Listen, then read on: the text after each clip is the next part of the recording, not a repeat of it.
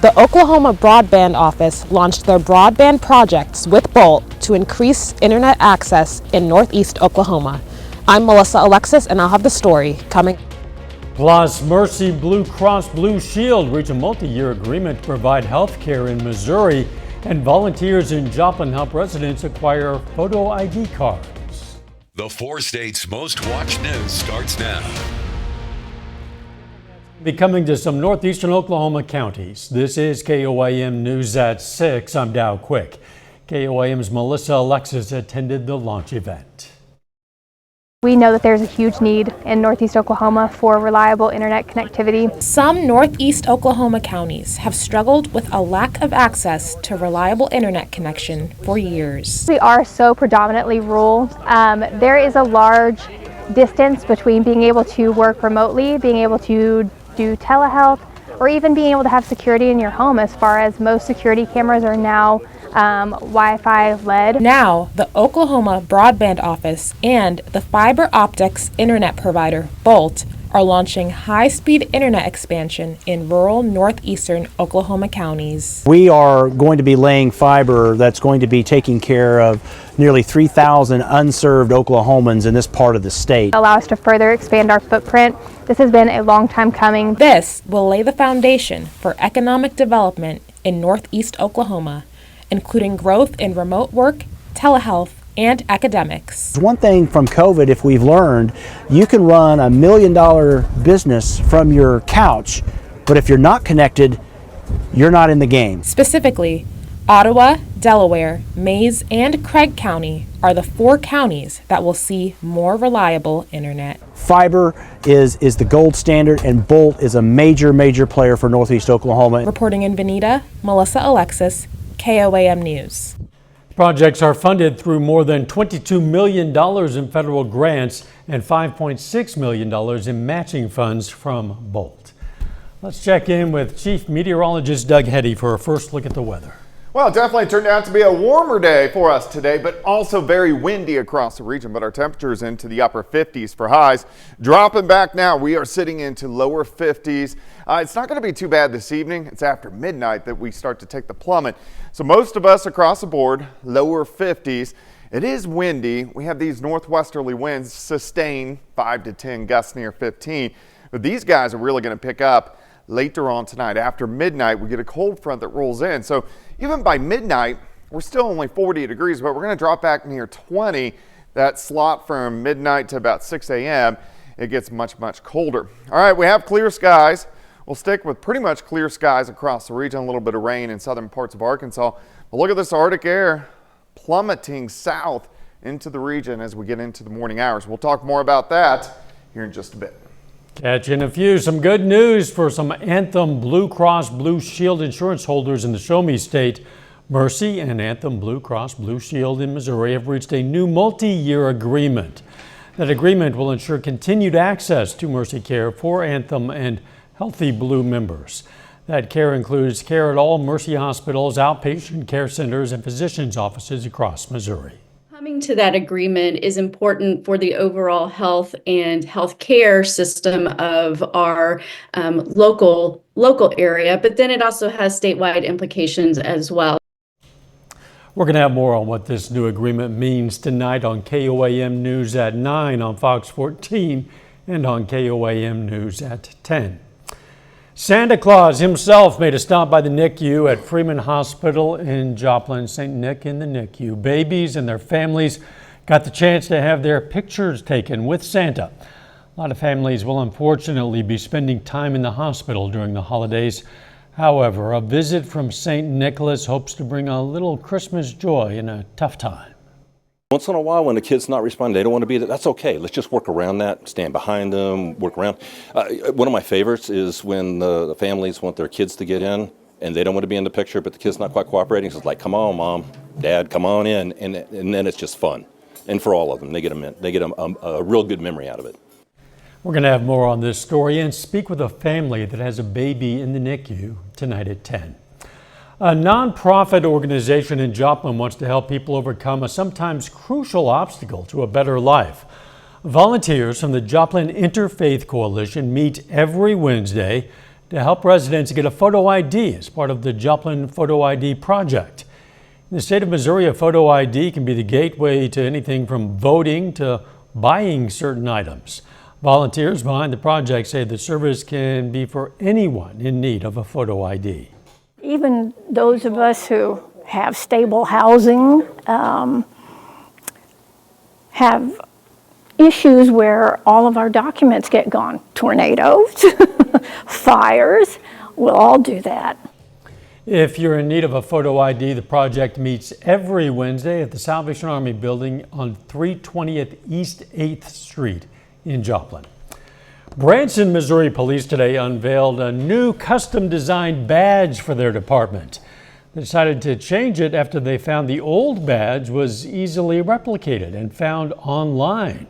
That made it easy for people to impersonate officers. One of the things we did want to do was eliminate the possibility of somebody impersonating a Branson police officer. Our old badge, again, you can order those online from a number of companies and have them write whatever on there. There was nothing unique about the badge. It was a very generic design. This badge is actually struck in a die, and it is only made by that company with authorization from our police department. The new badges were designed by the department's Uniform and Equipment Committee, the same team in charge of the new Branson patrol car paint. The changes were paid for by donations. The Gorillas and the Lions get ready to take on their first MIAA Challengers of the year. John Dales has that story for us later in sports. But up first, social work students at Pitt State show off their work thanks to a special project with real community benefits. Social work students at Pittsburgh State University are showcasing their advocacy and leadership skills through a special community and project showcase. This semester, 13 students dedicated their time to work on various community-focused initiatives, making a meaningful impact all across the 4 states. KOAM's Lonnie Walton takes us to Pitt State for that story. This is my laundry soap and dish soap drive. I was once a single mom with kids, and I struggled to buy necessities like this. Katrina Vera is a senior at Pitt State studying social work. She, along with her classmates, participated in a community drive.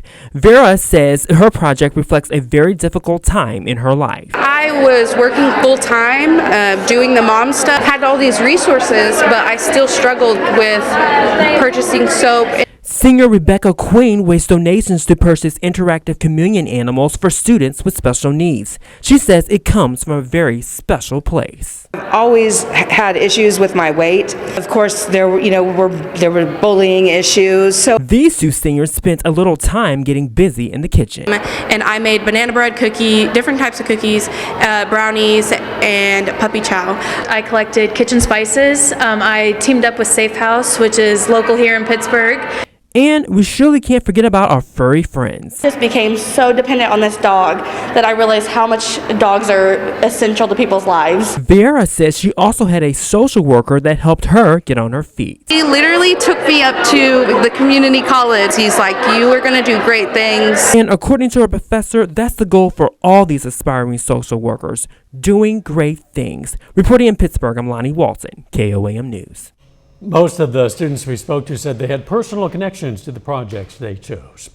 A little later, high school basketball season tips off in Kansas tomorrow. John's going to have a preview of some big area teams and some big expectations. That's coming up in sports. Plus, a strong cold front is rolling through tonight. We're going to look at those details coming up next. Well, it turned out to be a warmer day for us today. High temps, upper 50s was nice to see. Get back above average. We've been kind of chilly over the past couple weeks.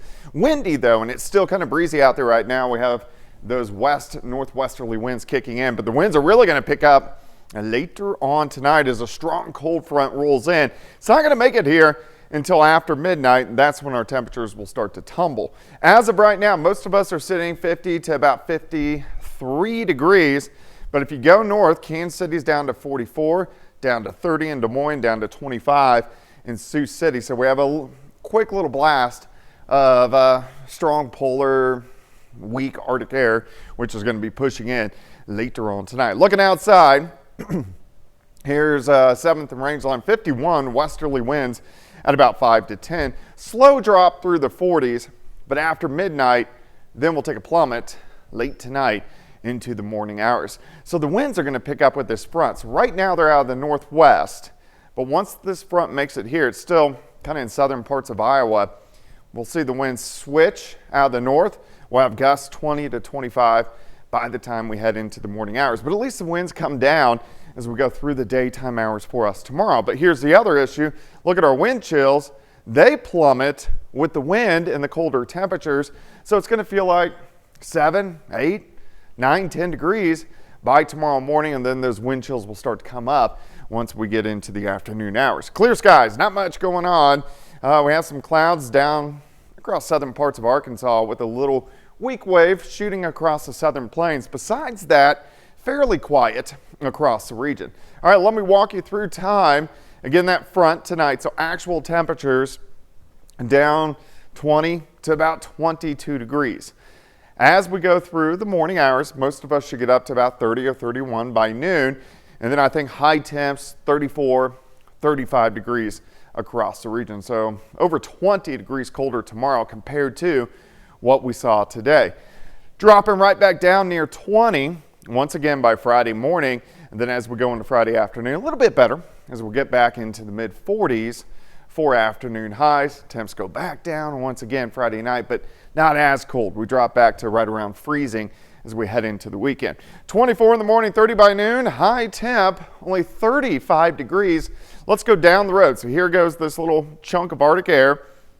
We have a weak system that tries to push in by the time we get into late Sunday and then also into Monday. Then there's a secondary wave that kicks in behind it. Right now it looks like it's going to travel just south of us, but if it just lifts a hair farther north, we could get a little rain-snow mix as we get into next Tuesday and also Wednesday. So we'll keep our eyes on that. Also, don't forget, winter forecast tomorrow night, right here on KOAM News, 6, 9, and 10.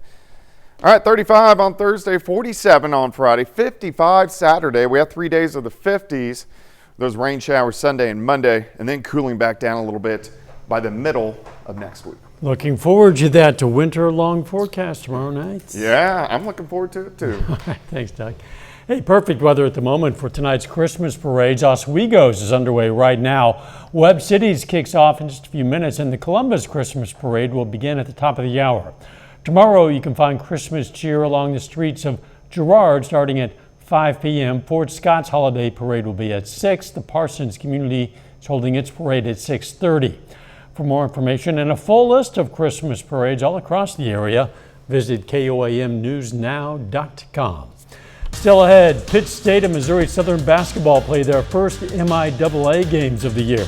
John Dales has a preview of all 4 matchups and more up next in sports.